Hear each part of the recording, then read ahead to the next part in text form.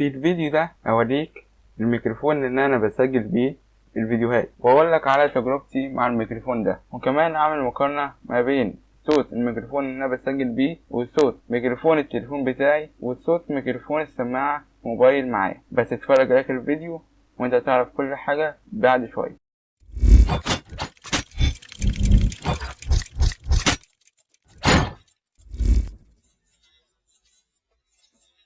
السلام عليكم ورحمة الله وبركاته. معكم محمد من قناة روبوت تيوب. قبل أي حاجة فصلوا على سيدنا محمد. لو أنت أول مرة تتفرج على فيديو من فيديوهاتنا، فأنا بقدم محتوى ربح من الإنترنت واليوتيوب، وبشرح أكتر في المحتوى اللي بقدمه على القناة في الوقت الحالي عن إزاي تعمل فيديوهات ومحتوى ناجح على اليوتيوب، وإن شاء الله أشرح عن محركات البحث أو السيو الخاصة باليوتيوب في الفيديوهات اللي جاية ان شاء الله. في الفيديوهات اللي فاتت اتكلمنا عن مواضيع مهمة تخص اليوتيوب، ابرزهم كان عن فيديو بيتكلم عن ازاي تختار اسم قناتك، وفيديو تاني بيتكلم عن ازاي تعرف المحتوى المناسب ان انت هتقدمه على القناة بتاعتك. ندخل في موضوع الفيديو ده اول فيديو على القناة اللي هتكلم فيها عن حاجة من اهم المعدات اللي يعتبر عنصر اساسي من ضمن المعدات لتسجيل الفيديو، لا تقل اهمية ابدا عن الكاميرا، بالعكس ممكن تكون اهم من الكاميرا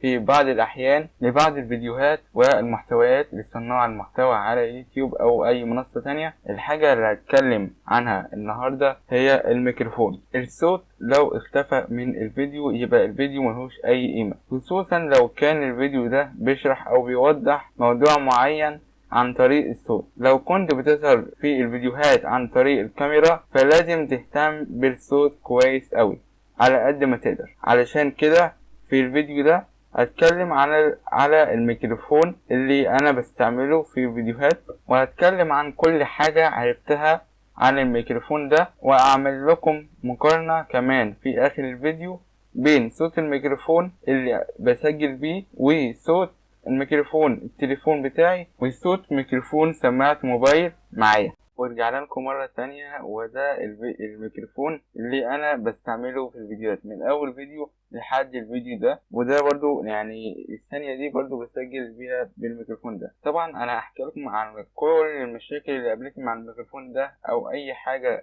حلوة او وحشة عن الميكروفون ده، وهحكي لكم على كل المعلومات اللي انا اعرفها عن الميكروفون. اولا كده الميكروفون بيجي بسلك طوله متر ونص تقريبا، مشبك بلاستيك اللي هو بيتعلق على الهدوم او الياقة الهدوم بتاع حضرتك مثلا، وكمان ليها يعني زي فلتر بسيط كده هو يتحط علشان يعني يمنع جزء بسيط من الضوضاء. انا الصراحه لحد دلوقتي مش عارف الفلتر ده فعلا لو شلته هيمنع جزء كبير من الضوضاء ولا لا، فان شاء الله هنجربه في اخر الفيديو هنشوف الكلام ده كله. الميكروفون ده بيجي تقريبا ما بين سعر 50 ل 60 جنيه مثلا لو تشتريه من محلات، وانا اصلا اشتريته ب50 جنيه، وممكن تلاقي على النت ما بين 30 ل 60 جنيه مثلا يعني بالكتير. مش في عيوب كتير قوي بالنسبه لي مع الميكروفون ده، بس طبعا انا بستخدمه علشان ده الميكروفون الحالي اللي معايا. اول حاجه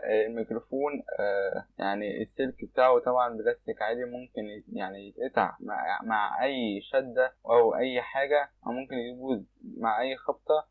المشبك بتاعه ممكن يتكسر مع اي حركه بسيطة، غصب عنك ممكن يتكسر عادي. ودي الحاجة اللي بتبقى قلقاني كل ما اجي امسك الميكروفون، احاول احافظ عليه على قد ما اقدر لحد ما اجيب ميكروفون نوع احلى من كده بكتير. تاني حاجة السلك طبعا طوله متر ونص، مش هينفع لاي حد بيسجل مثلا بكاميرا او بيسجل بعيد عن الجهاز اللي بيطلع منه الصوت او يدخل من فيه الصوت.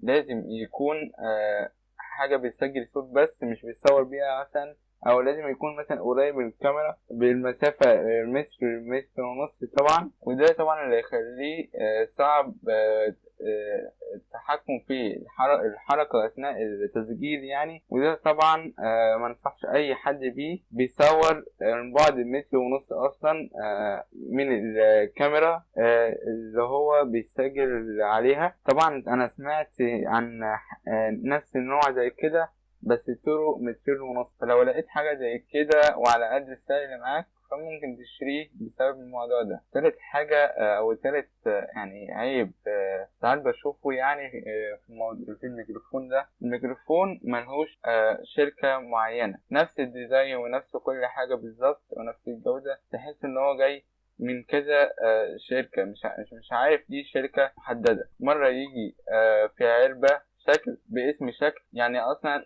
الميكروفون ده يعني شبه الميكروفون بالظبط اللي عنده وتقريبا نفس الجودة وكل حاجة، لكن علبة الميكروفون اللي انا بسجل بيها مختلفة، واسم الشركة المكتوب عليها مختلف عن العلبة اللي انتوا شايفينها قدامكم دي. ممكن اقول لك ان جودة الصوت بالنسبة لسماعة ميكروفون موبايل اللي هي ب25 أو 30 جنيه دي، فممكن أقارن لك إن أو أقول لك إن السماعة الموبايل دي أحسن جودة في الصوت بتاعها وتسجيل الصوت أحسن من الميكروفون ده. فطبعا أكيد مش هتضيع مبلغ بين ال30 ل60 جنيه مثلا على ميكروفون زي ده. انت ممكن تبدأ بميكروفون الموبايل او ميكروفون سماعة للموبايل ب25 او 30 جنيه افضل، الا طبعا لو عاوز تسجل مثلا على اللابتوب او كمبيوتر ف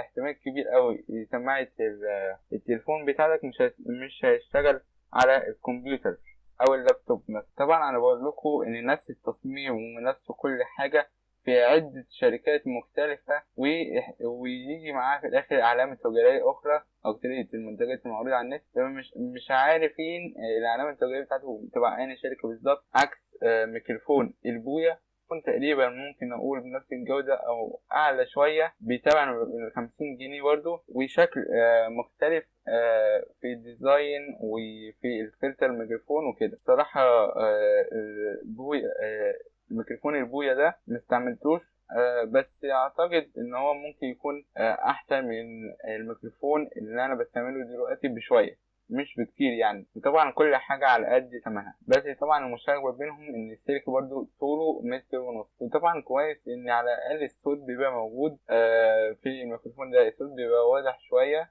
مش من ناحية الضوضاء قليلة في الصوت ولا حاجة، من ناحية إن الكلام مسموع وقريب من مصدر الصوت بيبقى كويس، يعني الكلام بيبقى واضح. وطبعا بعد ما بسجل بالميكروفون ده ببقى محتاج برنامج تعديل الصوت، علشان كده بعدل الصوت ببرنامج اوداستي.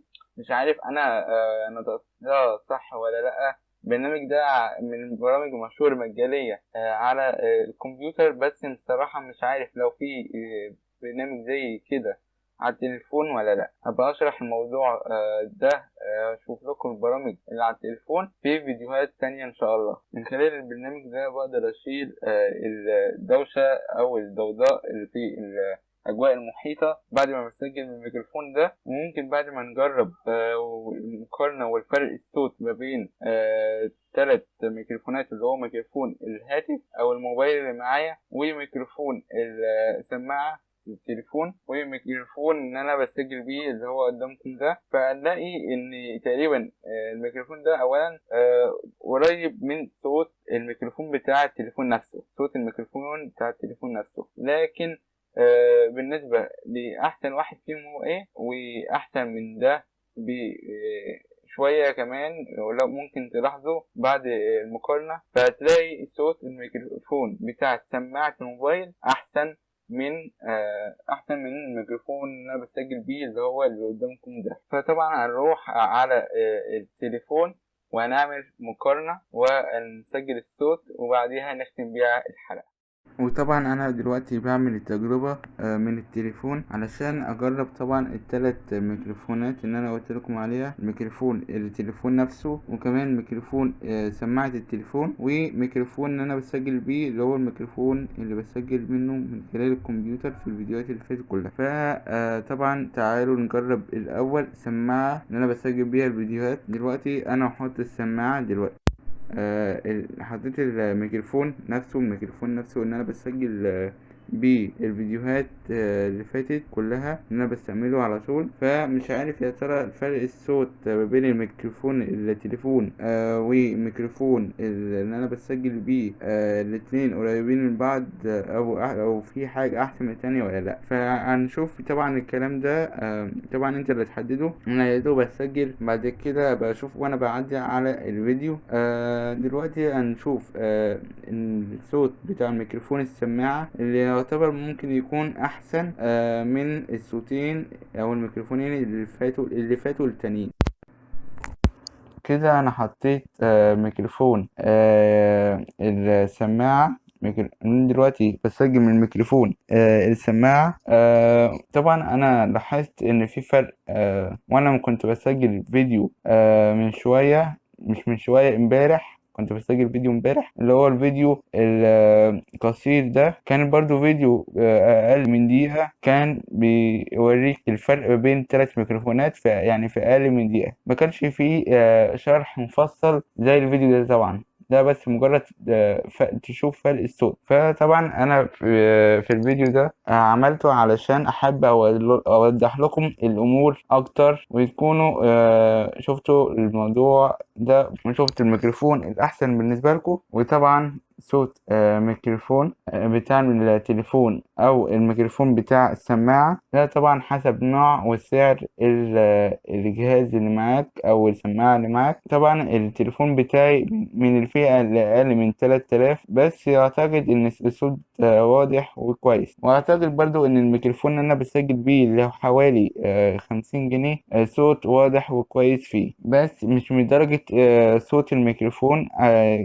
انا حسيت ان صوت الميكروفون اعلى، اللي هو صوت ميكروفون السماعة اعلى واحسن او اوضح، بيخلي الصوت اللي بيتكلم اوضح. ده طبعا الفرق ما بين الثلاث اصوات. انا لحد دلوقتي من ساعة ما حطيت سماعة التليفون ما شلتهاش، من ساعة ما حطيتها ما شلتهاش. فطبعا أنا حبيت أوضح لكم الأمور. فلو عجبكم الفيديو كده موضوع الفيديو خلص. لو عجبكم الفيديو فياريت تدوسوا اشتراك ولايك وفعل الجرس. وعندنا صفحة على الفيسبوك باسم القناة روبوت تيوب، لو حبيتوا تتابعونا على صفحة الفيسبوك دي فادخلوا على الفيسبوك، هتلاقوا الرابط أسفل في وصف الفيديو أو في التعليقات. والسلام عليكم ورحمة الله وبركاته.